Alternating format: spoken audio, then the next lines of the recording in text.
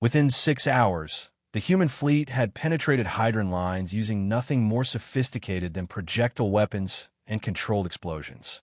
The Hydrans, who had conquered half the galaxy with weaponized water, found themselves facing an enemy that not only wasn't harmed by their ultimate weapon, but actually required it to survive.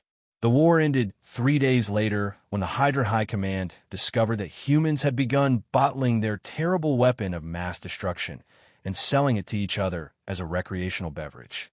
Commander Zixcala's official report would later note, human tactical advantage appears to stem from being composed primarily of the substance that destroys everyone else.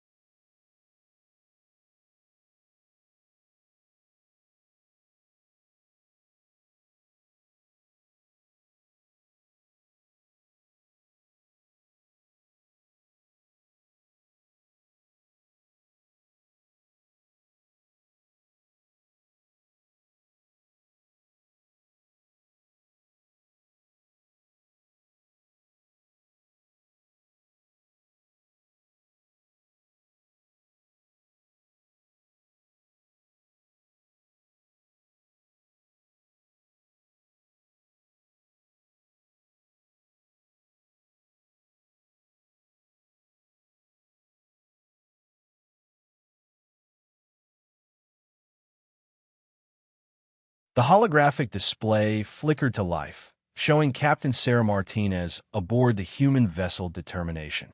Behind her, Zixcala could see human soldiers in standard combat gear, looking absurdly confident for a species that had never won a single engagement against galactic standard forces.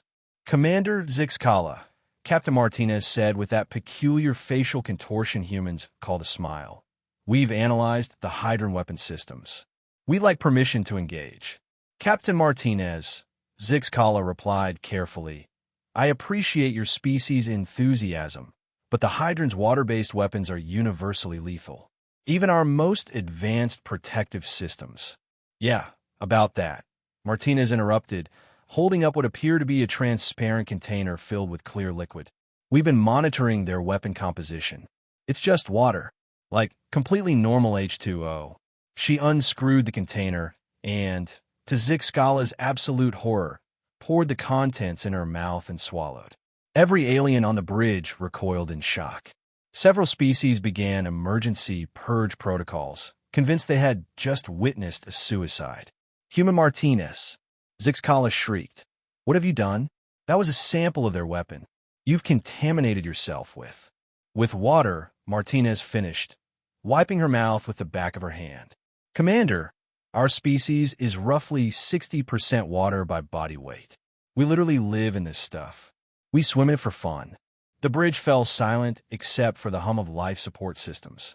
"Furthermore," Martinez continued, "we've discovered that the Hydrans themselves are completely vulnerable to kinetic impacts, heat-based weapons, and electrical discharge, all things our primitive technology excels at. They've become so dependent on their water weapons that they never developed adequate defensive systems against conventional warfare."